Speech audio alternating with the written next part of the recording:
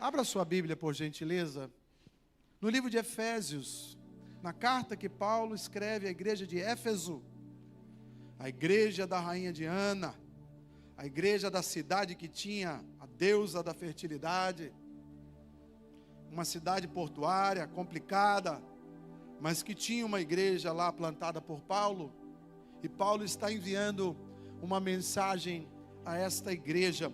Eu vou ler Efésios 6, 1 aos Coríntios 2 e Atos 23, na introdução dessa mensagem. Hoje, na direção do Espírito Santo e na dependência dele, eu quero falar um pouco à igreja do Senhor, aos crentes em Jesus Cristo, a respeito das faces do mal. A Bíblia está repleta de homens e mulheres de Deus, pessoas sérias, pessoas comprometidas, mas que em algum momento sucumbiram ao mal, sucumbiram ao inimigo. Nos 4 evangelhos, por mais de 20 vezes, Jesus retrata a face do mal, sobretudo 3 facetas principais. Ele acusa o mal, ele vê o mal através da manifestação invisível do diabo, Satanás, ou como você queira chamar. Ele vê o mal atuando na vida de pessoas, falsos mestres, fariseus, judeus corrompidos que o perseguiam. Mas ele também fala das tentações da carne e do coração.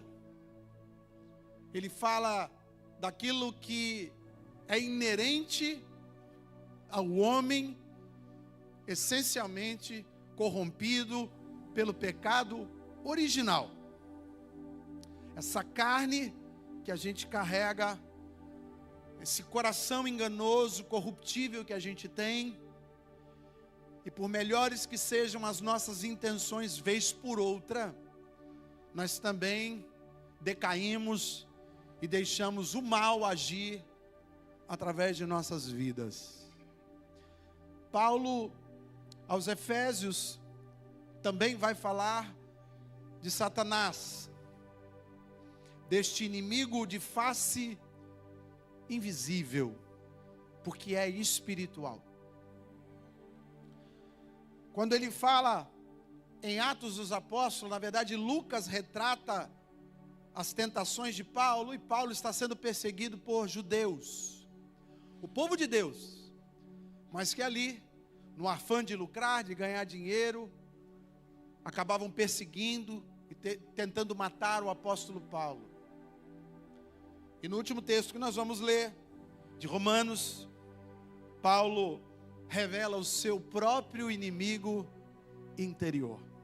Então são essas 3 faces do mal que nós precisamos nessa noite compreender, identificar, para resistirmos e vencer. Porque muitas vezes a gente acha que o inimigo é o outro, é o ambiente, é a circunstância. E na maioria das vezes, o nosso maior inimigo é a nossa própria essência pecaminosa. Esta carne corrompida que um dia vai sucumbir debaixo da terra, e nós receberemos de Deus um corpo glorificado. Mas enquanto esse dia não chega, esse pecado original que afastou o homem de Deus, continua atuando nos homens de Deus, de toda a história e também desse século. Porque por mais que alguns pensem que o diabo quer nos matar o crente, isso é um equívoco. Jamais ele faria isso. Porque matar um crente é a certeza de que esse homem, de que essa mulher vai herdar o reino. Porque a Bíblia diz que Deus tem prazer na morte do justo, porque quando o justo morre, já entra na fila para o céu. Sim ou não? Então o diabo não tem interesse em te matar. O diabo só quer te afastar do Criador. Porque afastado do Criador, esta morte é eterna. Esta morte que supostamente vamos viver em algum momento se Jesus não voltar, a morte humana, para nós que cremos, não é o fim, é o início da vida eterna, amém? Mas se Ele consegue nos afastar de Deus, e a gente morre afastado de Deus, aí sim, padeceremos a morte eterna. Ou seja, o desejo do diabo não é tirar a nossa vida, é fazer com que a nossa vida seja vivida afastada do nosso Criador. E ele precisa me motivar, me incitar a cometer pecado. Porque a Bíblia diz que a única coisa que faz separação do homem com Deus é o pecado. Se ele, através das suas astutas ciladas, das suas manifestações, sejam visíveis, invisíveis ou interiores, conseguir nos fazer pecar e continuar pecando na iniquidade, ele vai atingir o objetivo dele, que é fazer com que a gente viva, mas viva no pecado, para que quando a morte desse tempo chegar, a gente passe a eternidade longe do nosso Criador. Faz sentido para você isso? E se a gente não acredita que o mal existe, ele tem liberdade para agir. O mal não quer ser identificado. Por isso, o ladrão prefere as trevas da noite. Ele não quer ser visto. Porque se eu não identifico o inimigo, ele tem facilidade de me roubar, de me insuflar. Ele tem facilidade de entrar na minha casa. Mas se eu acendo a luz do Evangelho sobre a minha vida, o inimigo logo é identificado, e aí sim eu vou resistir, ele vai fugir. Então a primeira manifestação do diabo, ela é invisível, e talvez essa seja a mais complicada da gente experimentar, porque nós só conseguimos enxergar, entre aspas, o visível, se operarmos através da fé, porque a fé é a certeza das coisas que nós não vemos. Então vamos ler Efésios capítulo 6, verso 10. Você encontrou? Que o Espírito Santo encontre espaço no seu coração neste domingo, para ministrar uma verdade libertadora. Amém? Diz assim a palavra do Senhor, Efésios 6:10. Quanto ao mais, irmãos meus, sejam fortalecidos no Senhor e na força do seu poder. Como faço isso, Paulo? Está escrito aí. Revesti-vos de toda a armadura de Deus, para poderdes ficares firmes contra as ciladas do invisível, do diabo. Por quê? Neste caso, a nossa luta não é contra o que vemos de carne e sangue. A nossa luta é contra príncipes, ou principados, ou legiões de potestades malignas, contra os dominadores deste mundo tenebroso, que a Bíblia diz que jaz do maligno. A nossa luta é contra as forças espirituais do mal, e elas acontecem numa arena, num ringue celestial. Palavra do Senhor. Pai, essa é a tua palavra, usa para louvor da sua glória, instruindo o seu povo, seus filhos e filhas, a respeito do mal de como devemos enfrentar o mal. E que assim, nutridos da tua palavra libertadora, não venhamos a dar lugar ao diabo. Abençoa nossas crianças nas salas, que elas tenham lá também uma oportunidade de cultuar ao Senhor. E abençoa a vida dos obreiros dessa casa, que trabalham com alegria, servindo aos irmãos. Assim oramos em nome de Jesus. Quem crê, diga. Quem crê, diga. As três faces do mal. A primeira é a face invisível. O diabo é invisível, assim como Deus é invisível.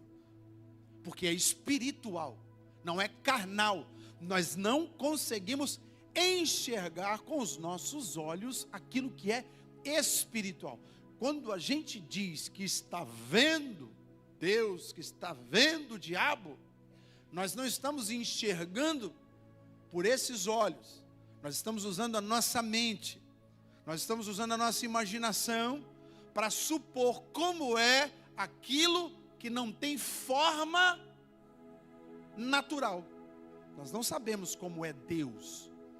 Nós suspeitamos que Ele seja assim ou assado. E aí é um grande problema, porque nós, sobretudo o mercado hollywoodiano, criou uma imagem de um capeta, de um Satanás, que tem chifre, que tem cauda, um capeta que tem voz grossa, que rosna, e uma manifestação desse mesmo demônio na vida de algumas pessoas que também rosnam, porque nós vinculamos o capeta, o diabo, às assombrações, às bruxas, aos vampiros, coisas de Hollywood. Só que a Bíblia diz que o diabo muitas vezes se manifesta como algo bom aparente, como um anjo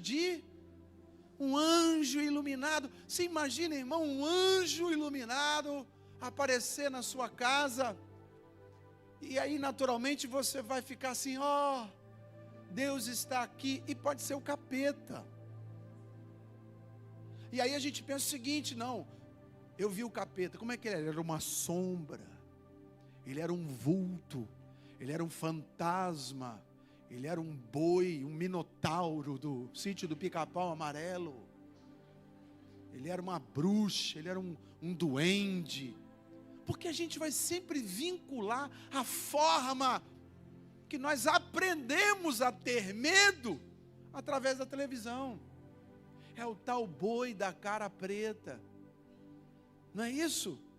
Que tem medo de careta num negócio desse? Não. Jesus estava com fome e com sede há 40 dias jejuando no deserto. A pessoa que apareceu para ele era amigão. Eu imagino assim, se fosse hoje, seria: e aí, Jesus, é você que fala que é filho de Deus? Poxa, se você é filho de Deus, cara, eu tenho uma dica para você. Você está com fome? Transforma essa pedra em pão. Irmãos, um conselho extraordinário. Um conselho digno de louvor. Você está com fome?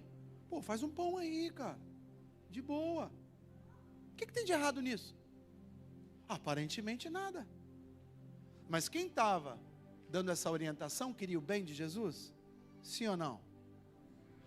Mas ele falou alguma coisa ruim? Qual o problema da pessoa estar com fome e fazer um pãozinho para comer? Ele poderia ter falado assim: pega esse pouquinho de farinha aqui, faz um pão, daria no mesmo.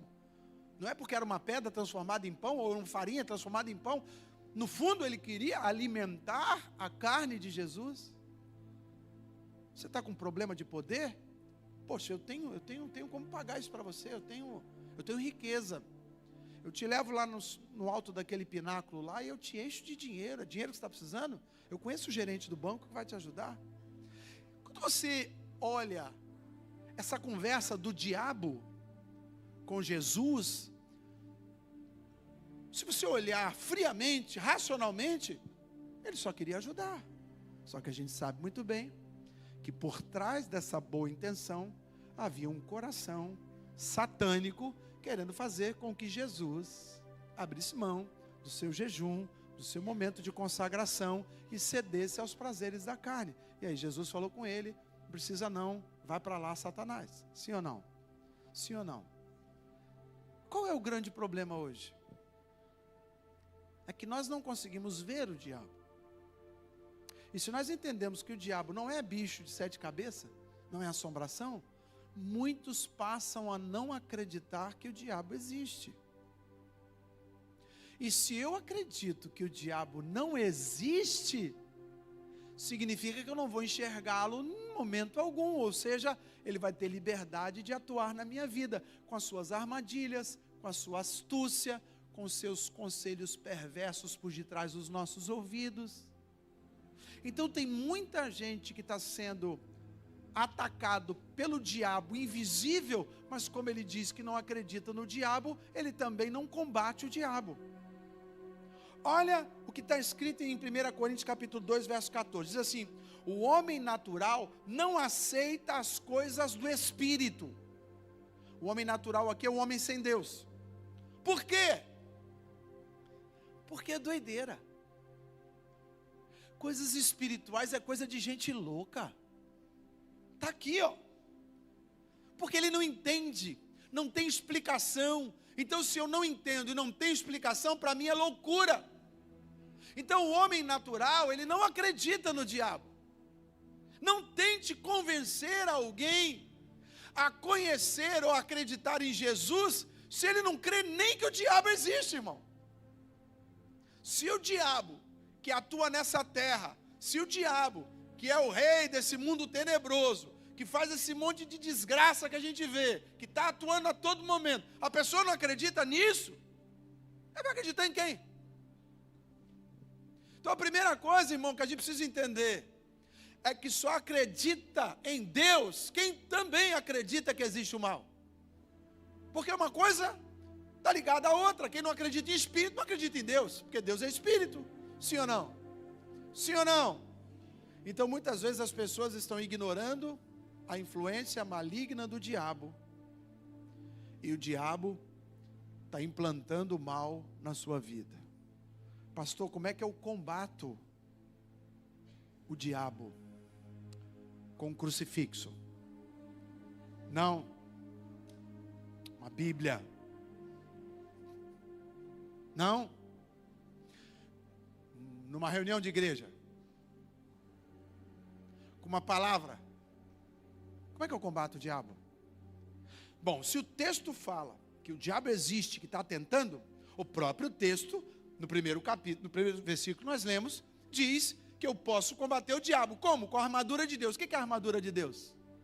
É a palavra do Senhor. É a oração no Espírito. É o jejum. É a comunhão dos santos. Não há outra forma de combater o diabo senão se alimentando do Espírito, senão usando as vestes do Espírito. Se você não ora, se você não lê a palavra, se você não jejua, irmão, você não vai ver o diabo. Aí fala: pô, mas eu não quero ver não. Mas você tem que ver, porque você só consegue eliminar o inimigo que você identifica. Você só consegue batalhar com o inimigo que você identifica. A pessoa que não acredita em micróbio e bactéria, ela fala: não, isso não existe. Alguém já viu um micróbio, uma bactéria? Só se for naqueles negocinhos de escola. Mas você acredita que ele existe, sim ou não?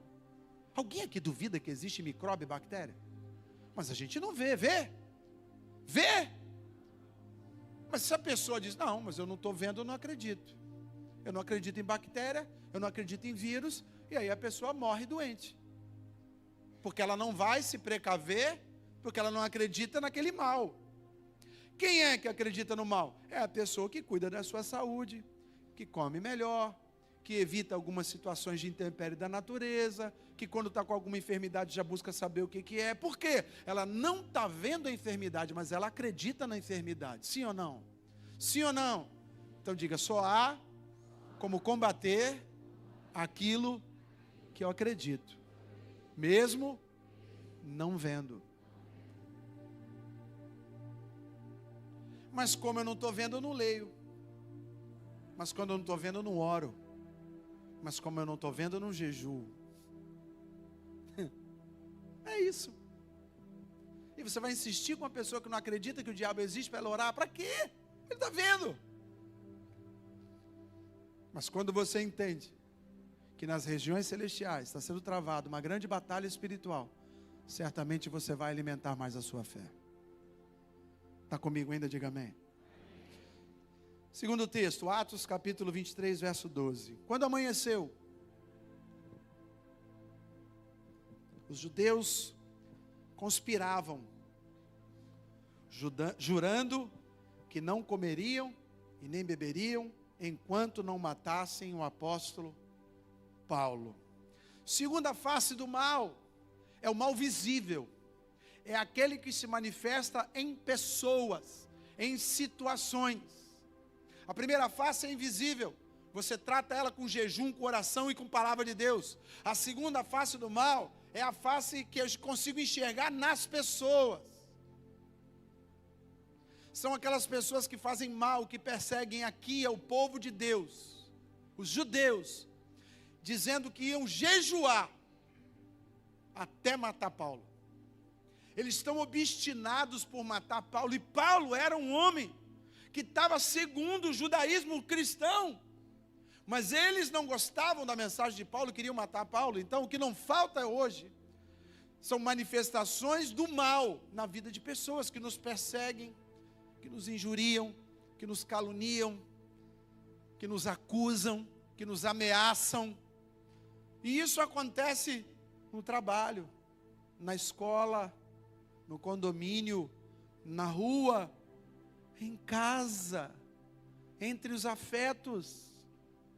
Há muitos momentos em que o mal está numa pessoa, e aí eu volto àquela máxima do início.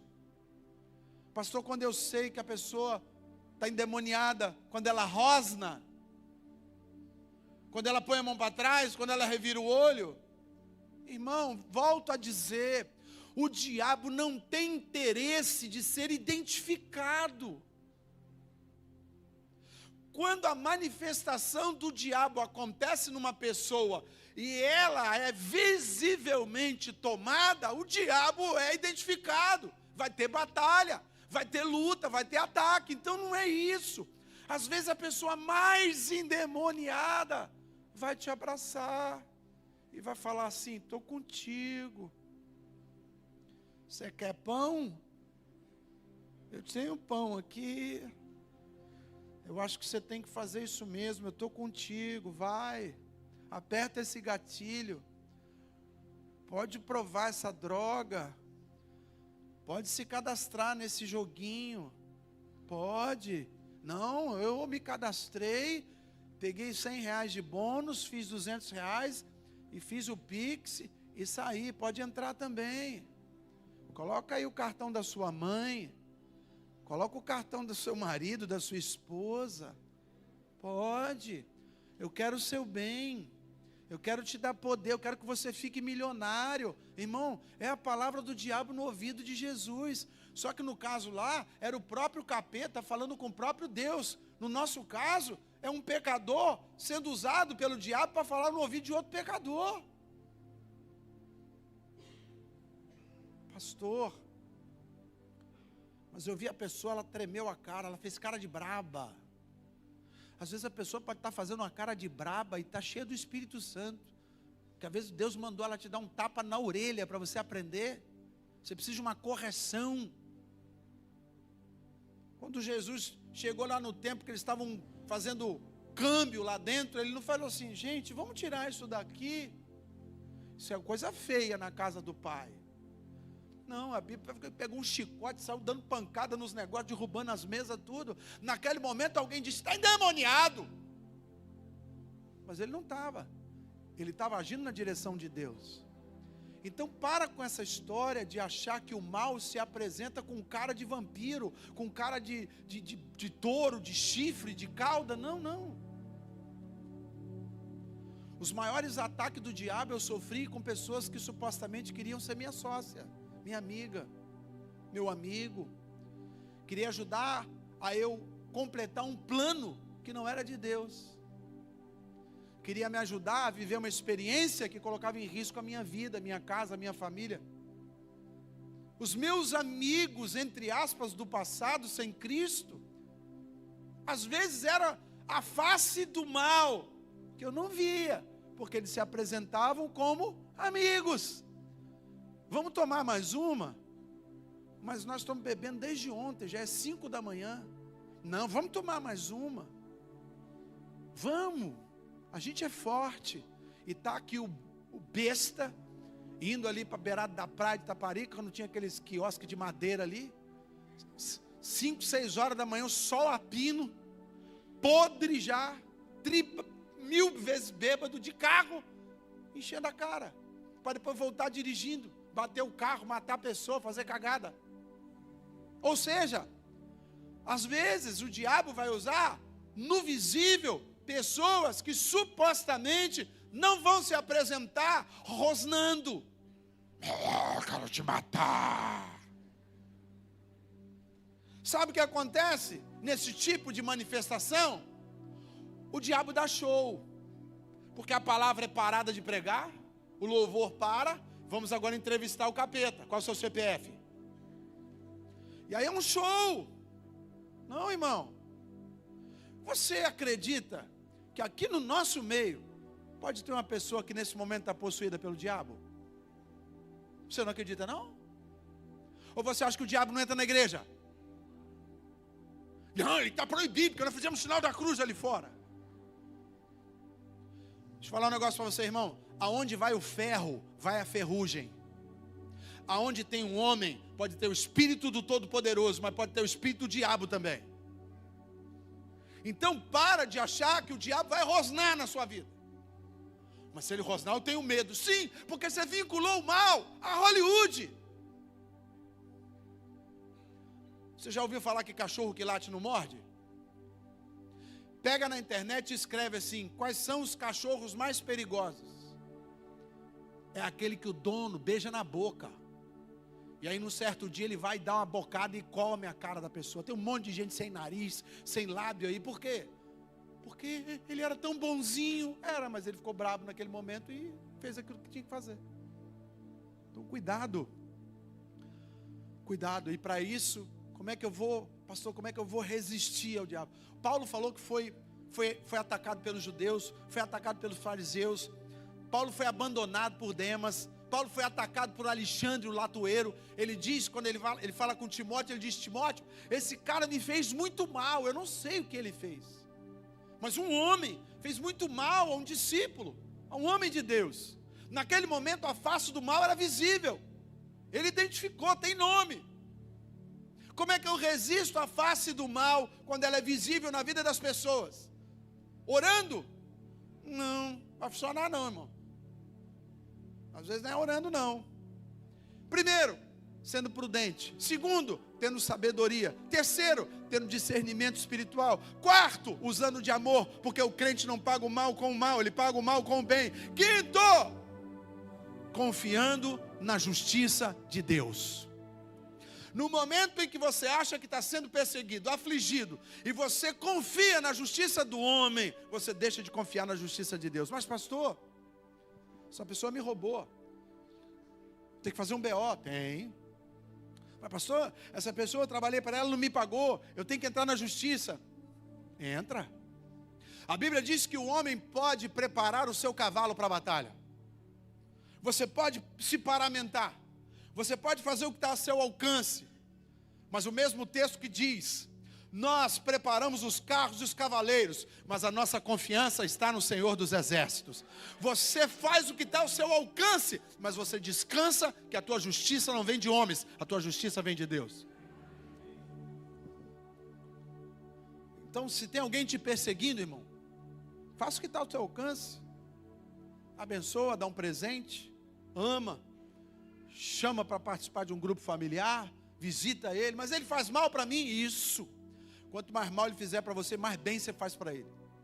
Mas pastor, ele está me perseguindo lá no meu trabalho. Abençoa a vida dele, abençoa a casa dele, ora pela vida dele. Quando estiver perto dele, elogia ele. Mas pastor, meu filho, o crente vence o mal com o bem, está escrito. Você não pode fazer o bem ao diabo. Por isso a luta com o diabo é outra. A luta do diabo se vence com oração, jejum e meditação. A luta com o diabo personificado em pessoas, você vence com sabedoria do alto. E não me diga que não tem sabedoria, porque quem não tem pede a Deus e Ele dá na hora.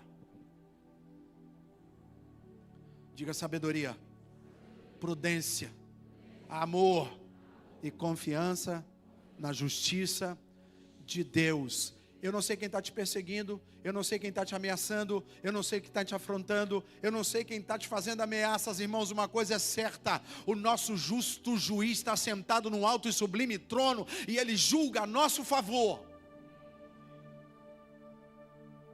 Então não vou fazer nada. Não, faça tudo que está ao teu alcance, mas nunca coloque a confiança no sistema. Pastor, mas aí eu fui lá e fiz um BO, beleza.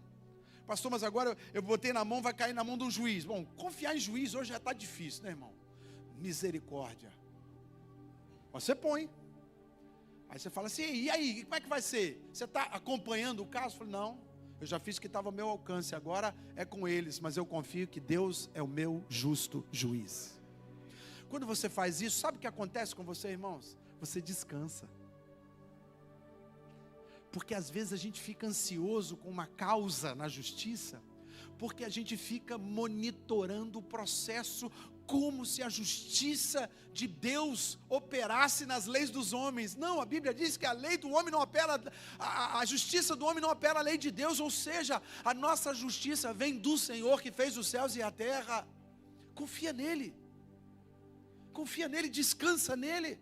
Mas pastor, e se eu não ganhar essa causa? Você é crente? Sou. Então Deus permitiu, porque vai te amadurecer em uma outra área da sua vida. Uns confiam em carros e outros em cavaleiros, mas nós faremos menção ao poderoso nome do Senhor dos Exércitos. A nossa confiança está em Deus.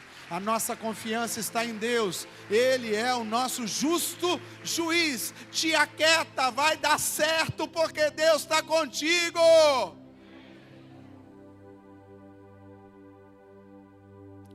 E a terceira forma de expressão do mal, talvez essa seja a mais difícil de lutar contra ela, porque ela não está do lado de fora, e ela não é invisível, ela é visível e está dentro. Romanos capítulo 7, verso 15.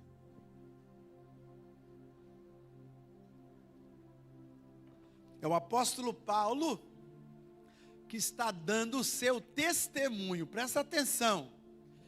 É Paulo, o maior evangelista do Novo Testamento, um homem que escreveu as maiores cartas, um grande doutrinador, Paulo, que viveu uma vida de perseguição dos cristãos, se converteu, se tornou uma bomba na mão de Deus, um homem que entregou a sua vida, combateu o seu combate até o fim. Esse homem vai falar para mim e para você da terceira face do mal.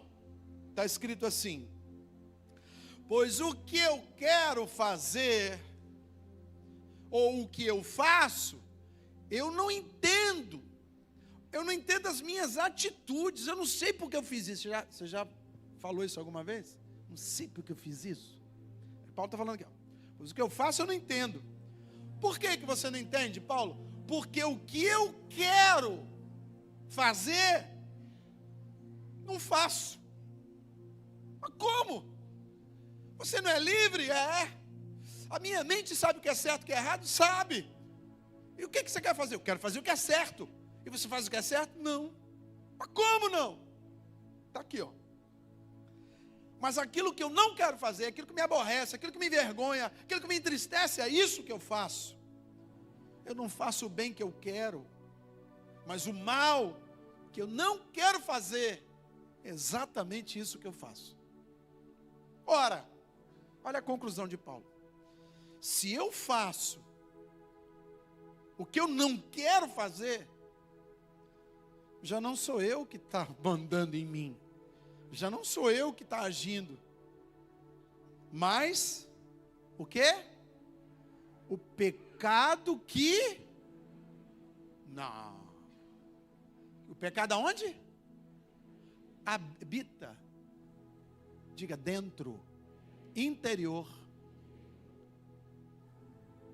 Esse Mal interior, que a Bíblia chama de carne, ou de coração, os desejos pecaminosos, desenfreados, as compulsões, os vícios, a maldade, a ira, a cólera, a inveja, a calúnia, não está do lado de fora, está dentro, e está dentro desde o Éden, porque nós nascemos de uma semente corruptível.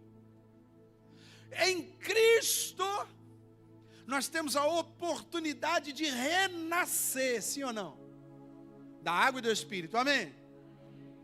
Mas a miserável da carne continua viva, até porque nesta terra eu ainda preciso desta carne para sobreviver, ou seja, o novo eu, nascido da água e do Espírito, a nova criatura, ela ainda está depositada dentro de uma carne, de um ser corruptível, enganoso, mentiroso. Então o mal não foi alguém que te fez um mal, alguém suscitou o mal dentro de você. E olha o que Jesus vai falar a respeito desse mal interior. Abra comigo Marcos 7, 21. Evangelho de Marcos, capítulo 7, verso 21.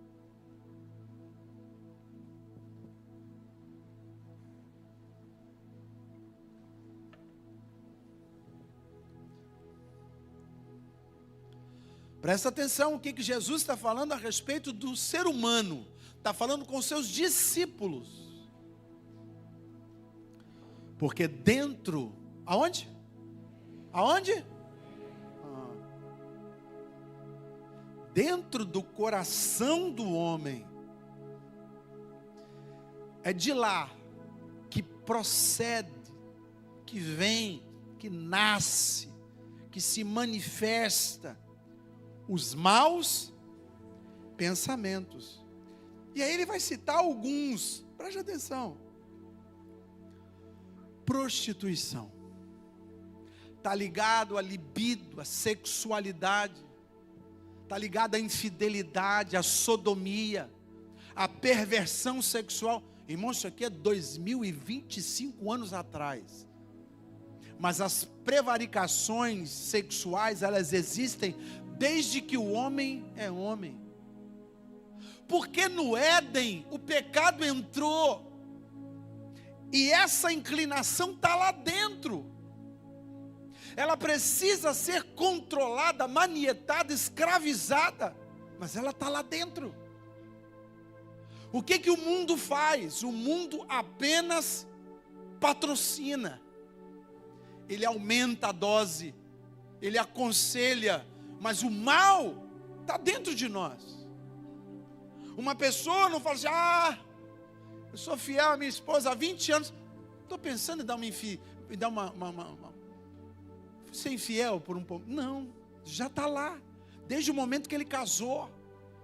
Cada momento da vida dele, a infidelidade está lá dentro, a prostituição está lá dentro, a pornografia está lá dentro.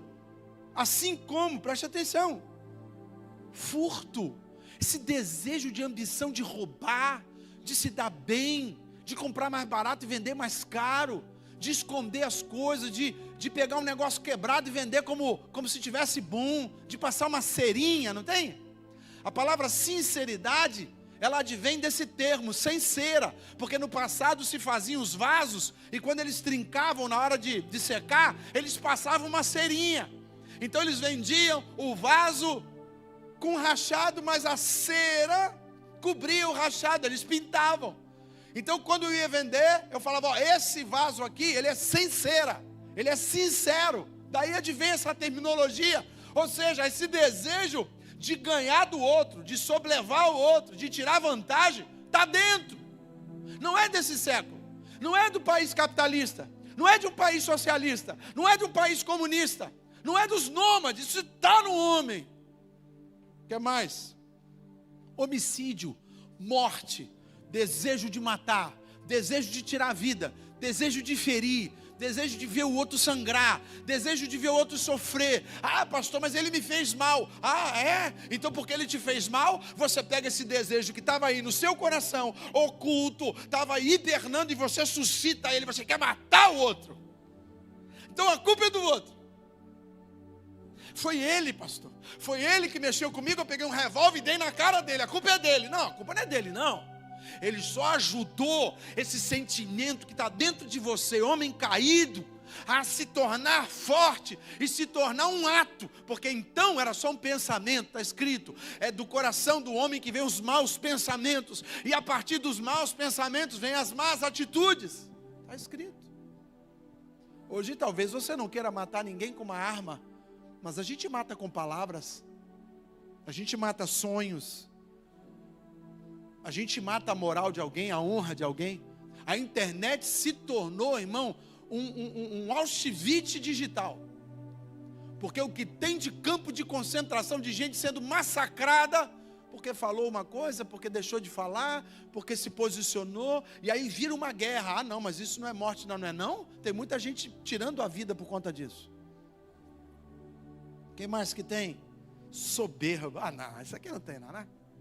Altivez, arrogância, nariz em pé, desejo de ser maior, desejo de ser servido, aquele olhar de cima para baixo, de olhar o outro como menor, de humilhar o outro, de destratar porque tem poder, porque tem status, porque está numa condição financeira maior. Ah, irmão, isso está dentro. E isso não acontece com quem é rico e poderoso, não. Acontece com pobre e miserável também. Eu conheço pobre, miserável, que não tem nada, mas é arrogante, tem o nariz empinado. Então a culpa não é do tanto de dinheiro que essa pessoa tem, é porque ela deixou que esse sentimento pecaminoso se tornasse nela um pensamento, um desejo e uma atitude. Mas está lá dentro. Está lá dentro, irmão. O que mais que Jesus fala que está dentro do coração do homem? A loucura, o desejo de fazer coisas irracionais, malucas, está aqui dentro, ó. E ele completa dizendo: todos esses males procedem de onde? Do cônjuge, não? Do filho endemoniado, do cunhado que te tirou. Não? Ai, da onde que procede tudo isso aqui? Então, do capeta, está escrito aí, do capeta. O capeta, está aí? Alguma Bíblia está escrito aí? O capiroto, não? Beuzebu? Não? Ai, essas desgraças todas aqui procedem de dentro do coração do homem e contaminam o homem? É. Então a terceira face do mal, irmão, é aquilo que está dentro de nós. Não quer dizer que a gente vai deixar isso aflorar, mas que está dentro, tá. Pessoas calmas, quando você mexe com alguma coisa que tira ela do equilíbrio, ela se torna uma pessoa furiosa. Você fala: não estou te entendendo, você é tão calmo e agora você está querendo morder a orelha. Aí você fala: mas como isso aconteceu? Você já falou: eu não sei por que eu agi assim. Ai, na hora que você foi tomado pelo mal, se manifestando através daquilo que está dentro de você. É por isso que a Bíblia diz que aquele que diz que não tem pecado, a verdade não está nele. Ter o pecado original dentro é diferente de alguém que peca. Pecar é o verbo, é a ação daquilo que está dentro. Por isso o apóstolo Paulo diz que eu tenho que vigiar para não deixar o pensamento gestacionar em mim, eu parir o pecado. Então o pensamento que passa, ele ainda não é pecado. O problema é quando esse pensamento se transforma numa atitude. Alguns homens de Deus que foram vencidos não pelo diabo e nem por um inimigo visível, mas foram vencidos pelo pecado dentro de si, pelo inimigo interior. Saul era rei. Mas o que venceu Saul? Foi o filisteu? Não, ele se matou.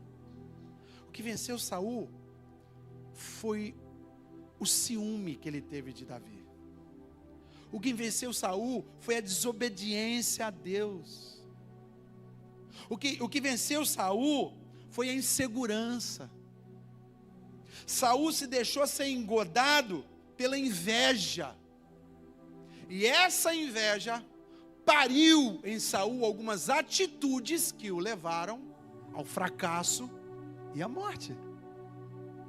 Não foi uma flecha que matou Saul. Não foi um guerreiro que matou Saul. Não foi o demônio que matou Saul. Saul se deixou levar pelos sentimentos do seu coração. Quer ver outro? Davi? Não.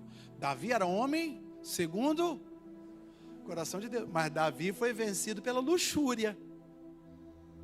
Foi vencido pela promiscuidade sexual. Davi foi vencido por um desejo carnal maligno. Mas pastor, coitado do homem. Coitado do homem? Ele tinha umas 500 mulheres, irmão. Fora as 3 oficiais.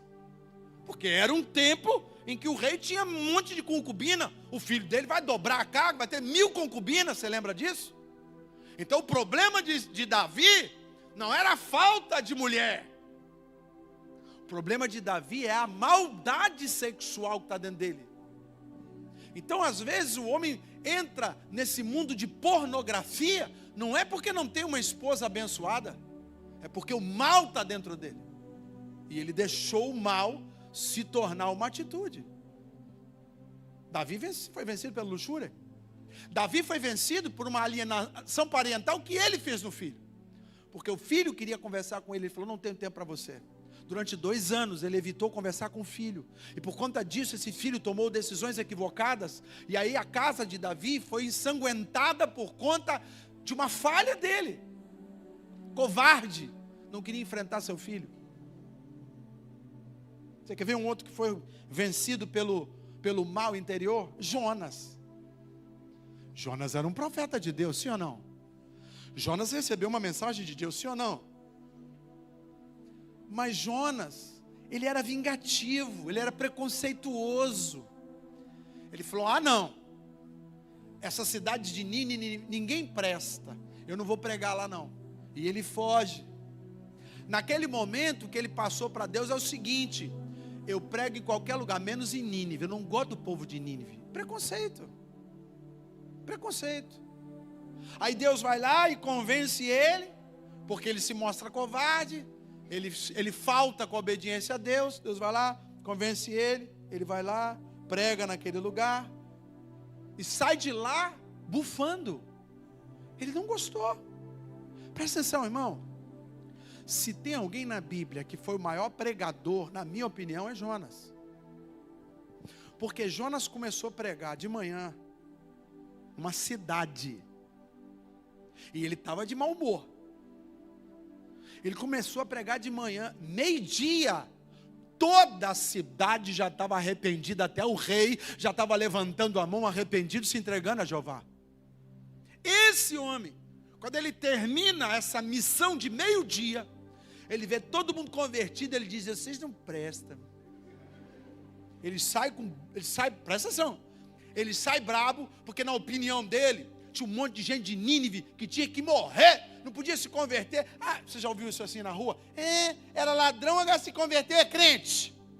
Olha lá, aquele lá, era o maior galinha, o maior pó de arroz, e agora se converteu é crente. Olha lá, aquele no púlpito ali, aquele nóia, endemoniado, fumador de maconha, está lá agora pregando o evangelho. Isso é Jonas. Eu não gostava de Nínive. Aí ele sai brabo, entra debaixo da sombra de uma boboreira, porque estava sol quente, era meio-dia. Aí Deus vai lá e coloca um verme, uma lagarta na boboreira, a boboreira murcha. Aí ele fala, poxa Deus, tadinha da boboreira. Endemoniado, irmão. Um monte de gente que foi salvo, ele ficou com raiva, agora ele está com raiva de Deus porque matou a plantinha. É a história do cara que gasta dinheiro para salvar a tartaruga, mas não dá dinheiro para um centro de reabilitação. está mais preocupado em salvar as foquinhas lá de Madagascar.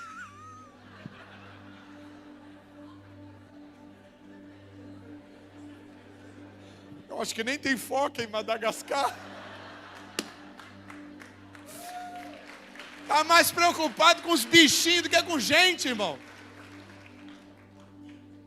Então Jonas foi vencido pela falta de misericórdia, sim ou não? Sim ou não? E meu xará, Pedrão foi vencido pela impulsividade. Pedrão não tinha palavra, ele falava vou e não ia. Ele falou, eu vou ficar e fugia. E quando alguém falava, você conhece? Não conheço não, nunca vi. Mentiroso. O melhor discípulo de Jesus, irmão, foi vencido pela mentira dentro dele. Porque na hora que ele mentiu, ninguém estava do lado dele falando assim, vai, mente, demônio, vai, não. E Judas, irmão, Judas, ele andou com Cristo, ele comeu com Cristo, ele participou de todas as reuniões, ele estava nos maiores milagres, mas sucumbiu por causa da ganância, sucumbiu por causa da avareza. Em um momento ele mostra a avareza, quando a mulher quebra o vaso de alabastro, ele diz, podia ter feito outra coisa com esse dinheiro. Em outro momento é ele que pega os 30 moedas lá e troca por uma informação de Jesus. Então presta atenção, irmão, que homens como eu, você, por mais cristãos que a gente seja, precisamos vencer a face do mal que se apresenta no nosso interior. Enganoso é o coração, altamente corruptível, quem o conhecerá, diz a palavra. Não pense que porque você é supostamente um bonzinho social, que o mal não está aí tentando se manifestar na sua vida. Pastor, como é que eu venço esse mal que habita em mim, na minha carne, né? Porque Paulo diz que aquilo que ele queria fazer não fazia. Porque a carne dele muitas vezes tomava a frente das suas decisões. A mente dele conhecia Jesus, a mente dele conhecia a letra, a mente dele conhecia a lei, ele sabia que a lei era melhor, ele queria obedecer, mas em muitos momentos ele não obedecia. Então ele disse, então quem está operando em mim não é mais eu. Quem está operando em mim é o pecado está mandando em mim. É por isso que no final da sua história ele diz, não vivo mais eu, mas agora Cristo vive em mim. E as coisas que faço não faço porque eu quero, porque o que eu quero eu não faço. As coisas que faço agora, faço por amor daquele que me amou primeiro, entregou a sua vida por mim. Ou seja, Paulo entrega toda a sua vontade a Cristo. Pastor, como eu faço para vencer o mal dentro de mim? Aí sabe o que muitas vezes a gente faz? A gente usa remédio na consequência. A gente quer combater o comportamento. Mas o comportamento, ele é apenas uma consequência de um mal maior que foi gerado a partir de um pensamento interior. Quando você tem dor de cabeça, no momento da dor, geralmente você toma um analgésico, sim ou não? A dor passou, se ela voltar de novo, você fica pensando, o que eu comi? Será que é uma gripe? Aí tu toma um analgésico de novo. Mas se ela persistir por muito tempo, você vai continuar tomando analgésico? Por quê? Porque naquele momento você entende que tem alguma coisa errada que precisa ser investigada. Porque senão você vai ficar tomando analgésico e o mal maior pode estar dentro de você e você não sabe, sim ou não? Sim ou não? Ok. Quando a gente quer tratar o comportamento das pessoas, quando você quer prender, inibir, você não vai fumar, você não vai beber, você não vai isso, você não vai aquilo, você está tratando da consequência de algo maior que está dentro, irmão. Aí o que vai acontecer? Num primeiro momento, a pessoa enclausurada, a pessoa amarrada, a pessoa ali sendo pressionada, talvez ela consiga passar por aquele período e se sentir melhor, mas o mal está lá dentro.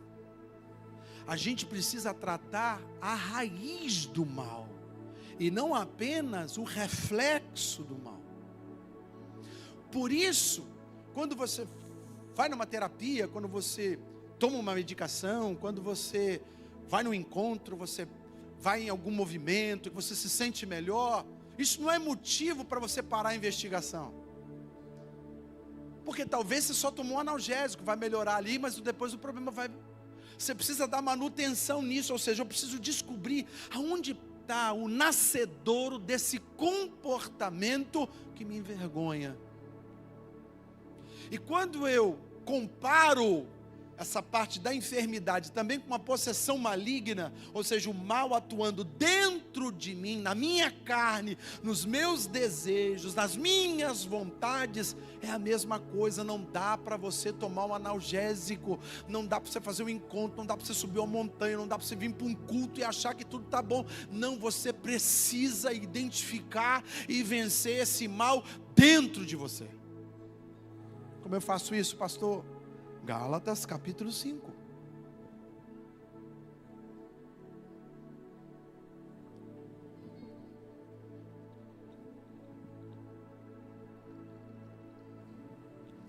O mal interior, a gente vence de forma diferente. O invisível, oração, jejum, meditação. O visível manifesto nas pessoas que nós convivemos, sabedoria, prudência, amor e justiça de Deus. E o que está dentro de nós, pastor? Está aqui a resposta. Digo, porém, andai no Espírito, e assim jamais satisfareis os desejos da carne. Presta atenção. Talvez na sua Bíblia esteja assim: digo, porém, passe um tempo com o Espírito. Talvez esteja escrito: digo, porém, vai na igreja uma vez por semana. Digo, porém, faz uma reza uma vez por semana. Faz uma oração uma vez por semana. Não sei se na sua Bíblia está escrito assim. Na minha está escrito: andar no Espírito. Não é com, não é perto, não é às vezes, é um modo de vida. O homem velho, a velha criatura, só pode ser vencida quando a velha criatura, o velho homem, só pode ser vencido quando a nova criatura é constantemente alimentada. Andar no Espírito não significa andar fazendo o sinal da cruz. Andar no Espírito não significa andar com a Bíblia debaixo do braço. Andar no Espírito significa morar na igreja. Andar no Espírito é estar atento que todas as coisas ao nosso redor cooperam para o bem ou para o mal. Se vem do diabo é para o mal, se vem de Deus para o bem. Está comigo?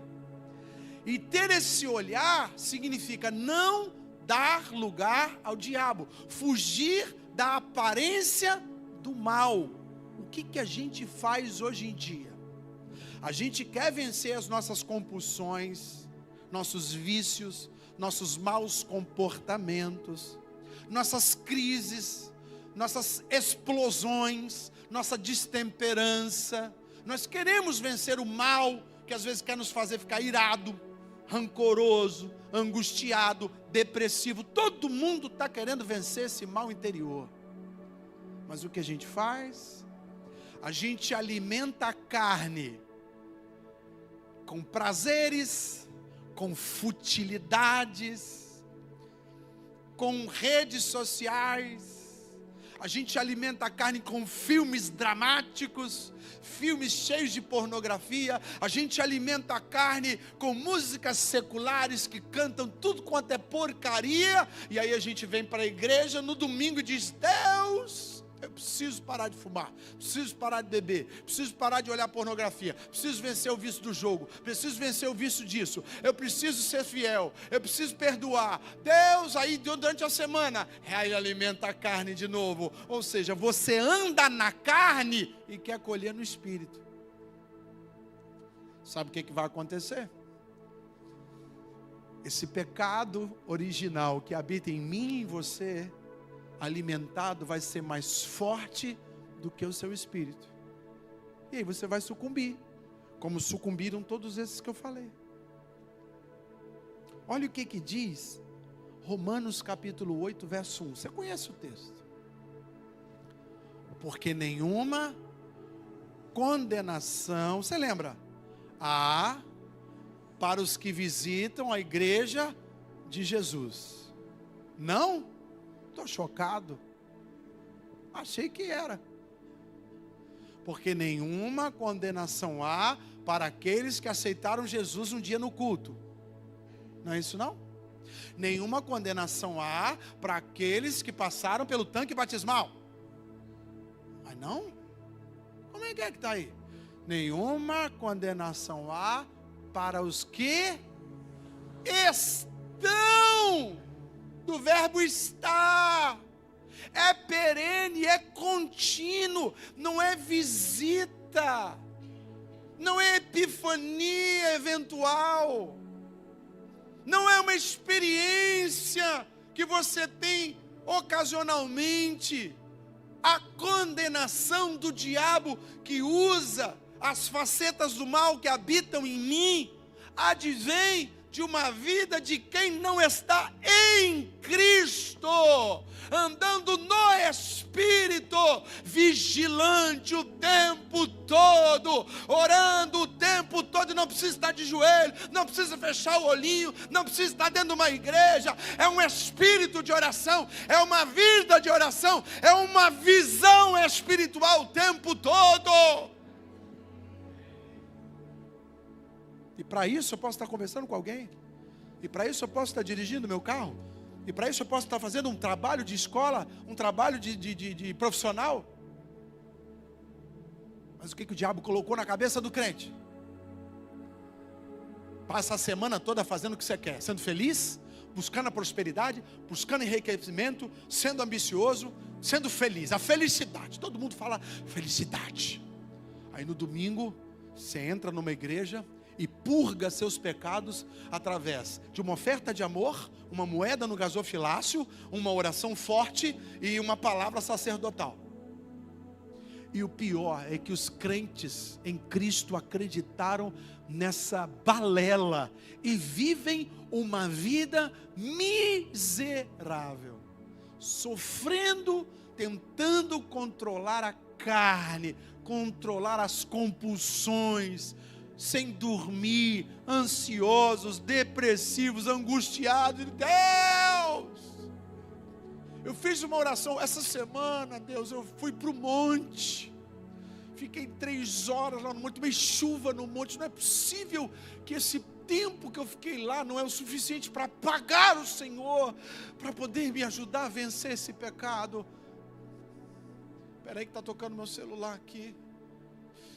Ai, alguma coisa no Instagram, no TikTok. Ah, que legal.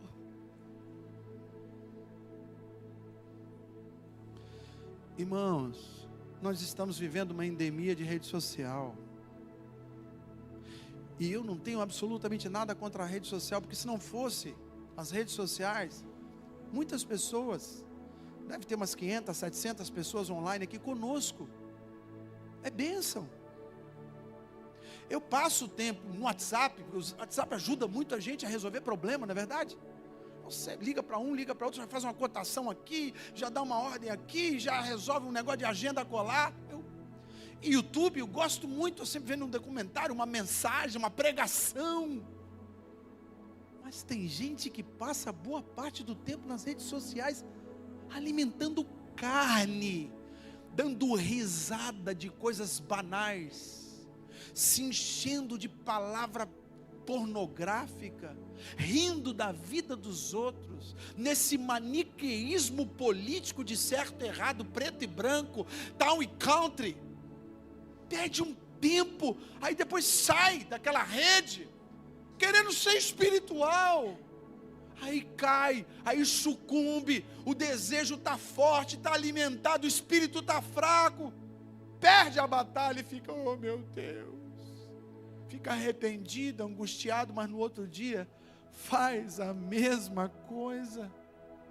Não é possível que a igreja vai sucumbir a uma ferramenta que veio para ser uma bênção para nós. Agora o evangelho está chegando em todos os lugares. Em breve Jesus voltará.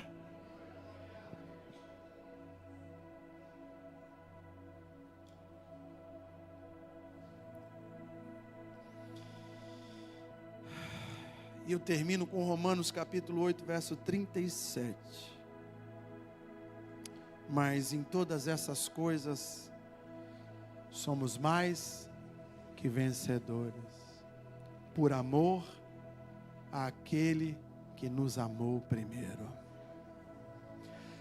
Só vencemos a face do mal em Cristo Jesus. Não importa como ela se apresenta, se é de forma invisível, através de uma opressão, através de um medo exacerbado, não sei.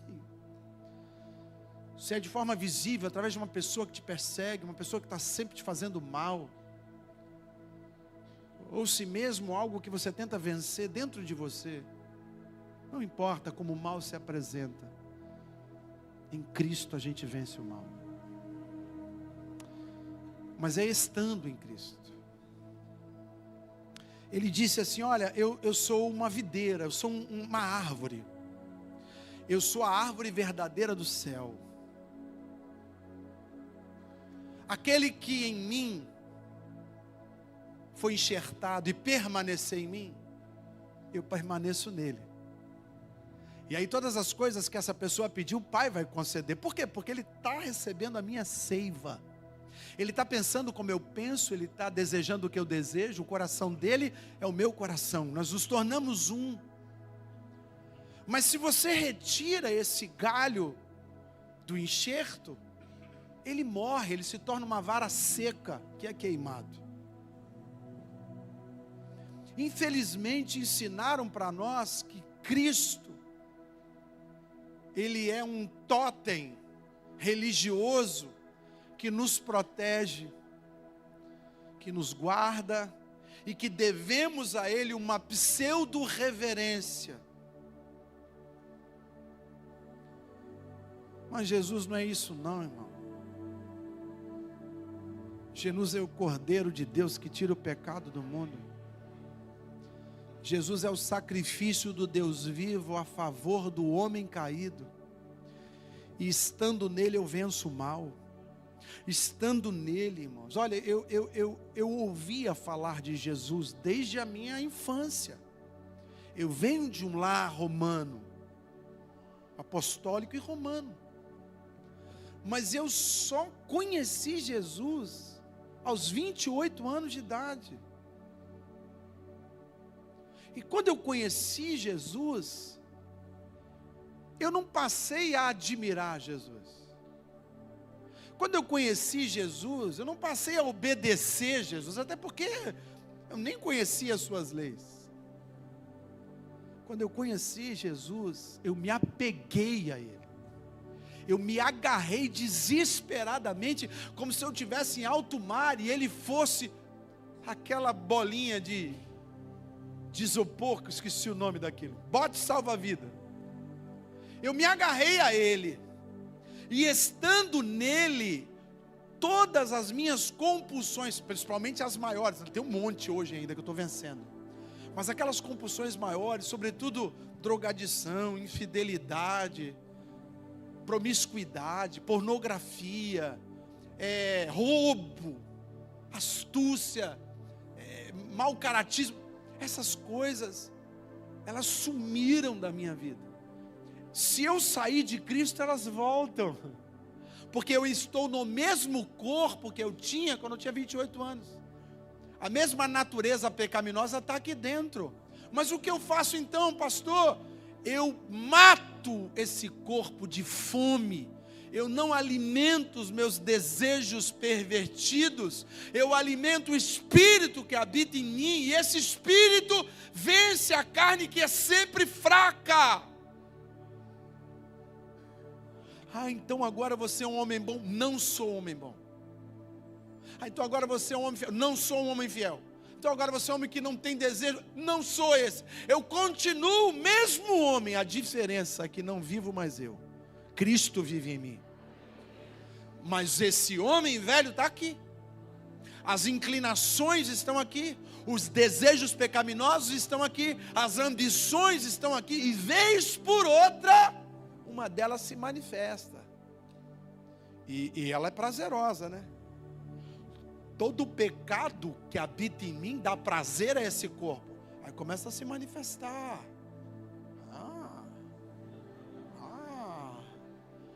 Aí aquele sopro por detrás do ouvido, dizendo: filho, vai dar ruim para você. Aí eu, quero não. Não quero, mas quero. Mas eu não quero. É o que Paulo está falando, é uma luta constante. É uma luta da carne contra o espírito. Essa luta está aí. Aí você vê pessoas que num dia estavam aqui, sabe, cheias do espírito, fazendo coisas maravilhosas, abençoando vidas, e de repente a pessoa está caída, está lá no chão sendo lambido por um cachorro. Você fala: como? Como? Eu te explico. Sai de Cristo. Porque aquele que está em Cristo é nova criatura. Saiu de Cristo, volta a ser a velha criatura. Você está comigo? Você está comigo, irmão? O que eu faço para vencer o mal que habita em mim? Começa a alimentar o Espírito que também está dentro de você. Pastor, mas tem dia que eu acordo e nem acredito que Deus existe. Eu sei, você não está se alimentando. É impossível, irmão, você se alimentar disso aqui e não ter fé. Porque é isso aqui que produz fé, não é experiência. Tinham 10 leprosos. Os 10 procuraram Jesus. Os 10 foram curados.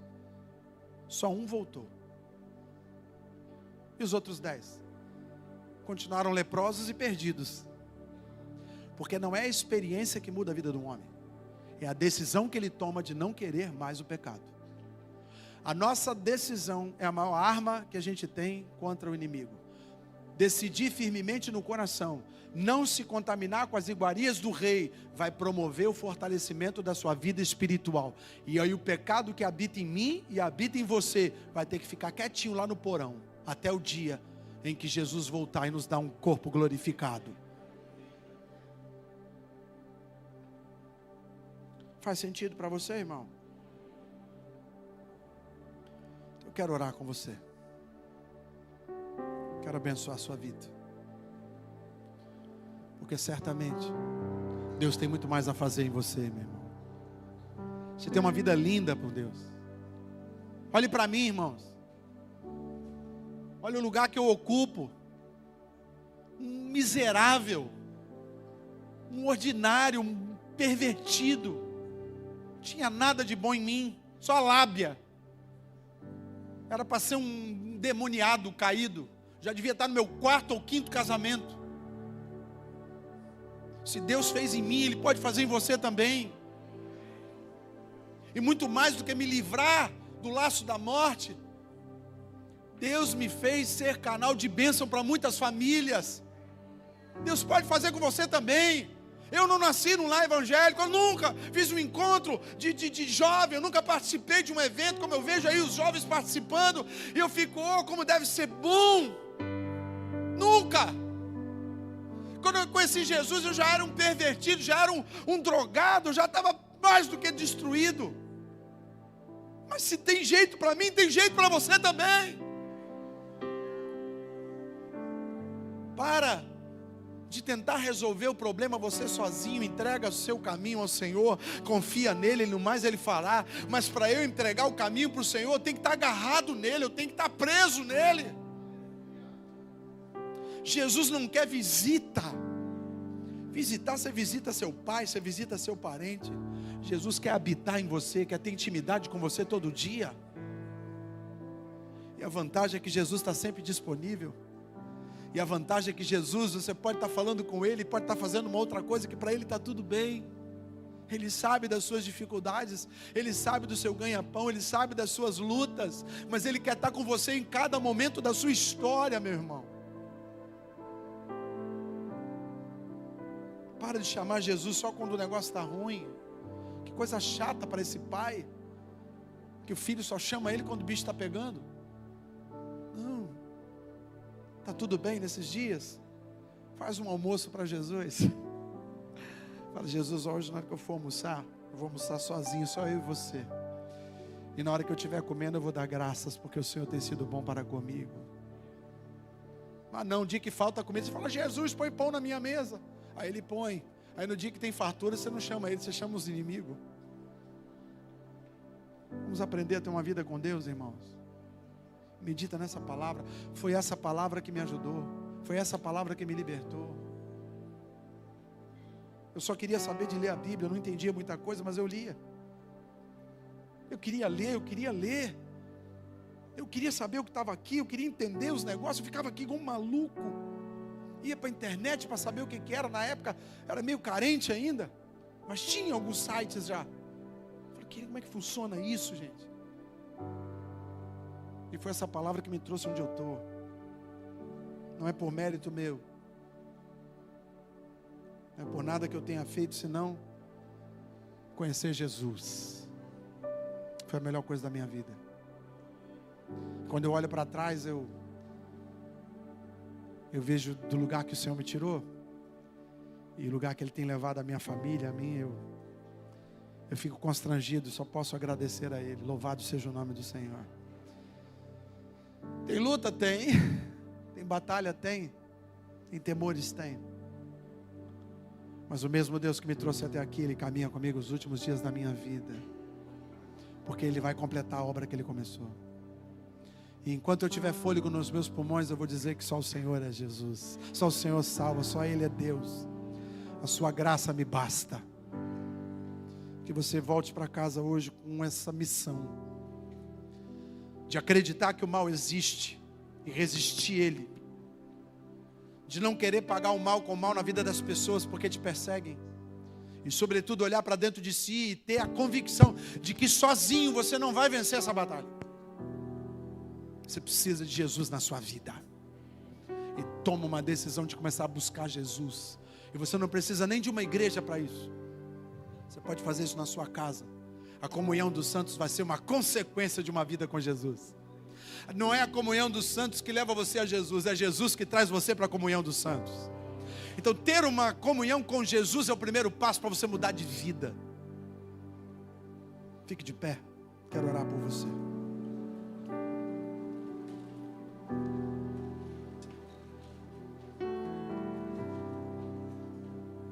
Coloque a sua mão no seu peito. Isso.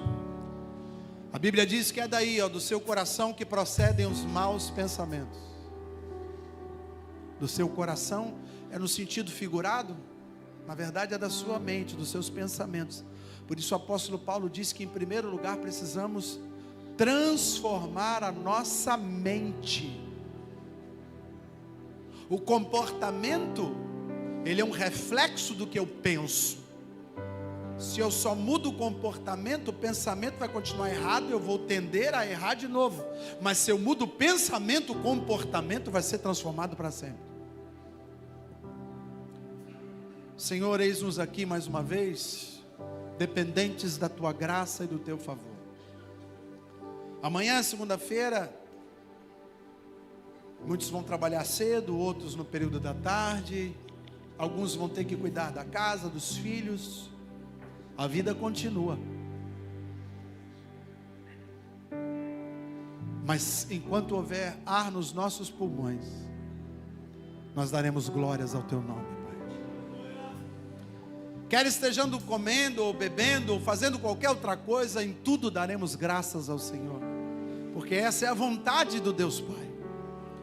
Quando damos graças ao Senhor, quando o Filho é obedecido, o Pai é glorificado. Por isso nos ajude, Deus, a termos um olhar mais espiritual para as coisas, Pai. Que venhamos a olhar para aquilo que acontece ao nosso redor e olhar para o alto e dizer: Pai, o que o Senhor está querendo me ensinar com isso? E a partir daí ter discernimento espiritual para julgar os espíritos, se é o seu espírito, ou se é o diabo travestido de espírito de luz. Porque assim certamente vamos vencer as facetas do mal. Diga: Senhor Jesus, me ajude a identificar as faces do mal, do maligno, que tentam me afastar de Ti. E identificado o inimigo, eu vou vencê-lo através da Tua palavra, através do Teu Espírito. Diga: Senhor, que esse dia 15 de junho do ano de 2025 seja um marco de mudança na minha vida. Diga: eu creio, a Tua verdade me liberta. Eu não vou mais ser prisioneiro do pecado que habita em mim. Diga: eu vou vencer esse mal através do Espírito de Deus. Diga: eu creio, eu e minha casa. Diga: eu e minha casa, eu e a minha descendência serviremos com alegria ao Senhor. Eu digo: eu creio, nenhuma condenação do diabo terá validade na minha vida, porque a partir de hoje eu permaneço em Cristo Jesus. Diga: eu oro agradecido. Amém, amém e amém. Glória a Deus. Glória a Deus.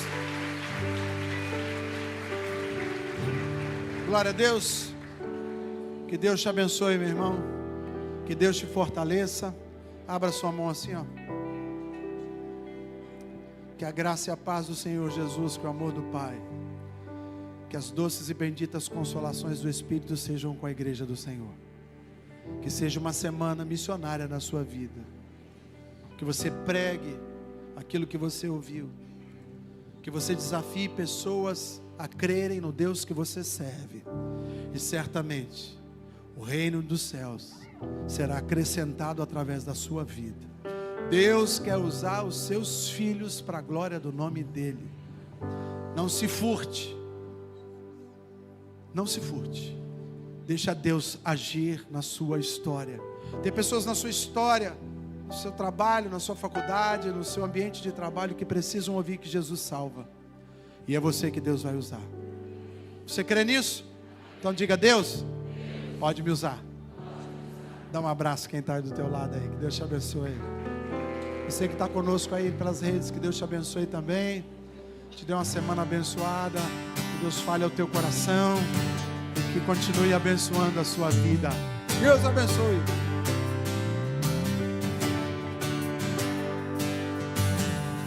Invoca-me, te responder.